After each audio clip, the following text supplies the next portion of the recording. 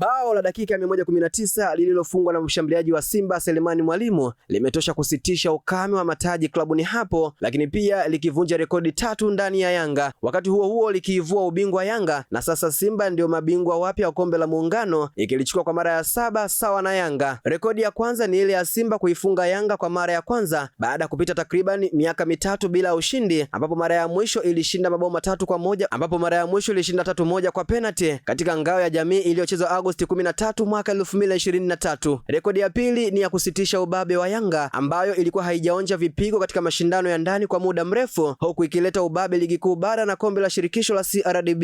Mara ya mwisho ilifungwa mabao 3-1 na APR katika robo finali ya kombe la mapinduzi 2024, mechi iliyochezwa Januari 7 mwaka 2024 kwenye uwanja wa New Amani Complex visiwani Zanzibar. Baada ya hapo imekuja kufungwa tena Aprili 29 mwaka 2026 uwanjani hapo. Pia rekodi ya tatu ni ya kusitisha mwendo mzuri wa kocha Pedro Goncalves ambaye tangu atambulishwa Oktoba 25 mwaka 2025 alikuwa hajawahi kupoteza mechi yoyote ya mashindano ya ndani, huku akifanikiwa kubeba kombe la mapinduzi la mwaka 2026. Mwalimu ambaye alitokea tena benchi kwa mara nyingine katika michuano hii aliingia dakika 26 kuchukua nafasi Anseti Aura aliyeumia nyama za paja. Mwalimu alirudia alichokifanya kwenye michezo miwili ya kwanza dhidi ya Mafunzo na Mlandege, kuifungia Simba bao pekee lililoipa ushindi timu hiyo. Timu hizo zilicheza kwa dakika 90 zikimaliza bila kufungana, zikionyesha kushambuliana kwa tahadhari. Baada ya dakika 90 mchezo huo ukaingia kwenye dakika 30 za nyongeza, lakini bado zikiendelea kukosa umakini kumalizia mashambulizi yake. Simba bao lake lilipatikana baada ya kiungo Clatous Chama kuchezewa vibaya na Edmund John akiwa eneo la hatari na mwamuzi Dikez Nyangroa kuamua ipigwe penalty. Mwalimu akafanya kweli. Bao hilo limekuwa la 3 kwa Mwalimu kwenye mashindano ya Muungano akilingana na Prince Dube wa Yanga. Simba ubingwa huo wa Muungano unakuwa wa 7 kihistoria, ambapo mara ya mwisho iliuchukua mwaka 2024. Imeandikwa na Khatim na Heka na kusoma kwako na Hamza Saifu.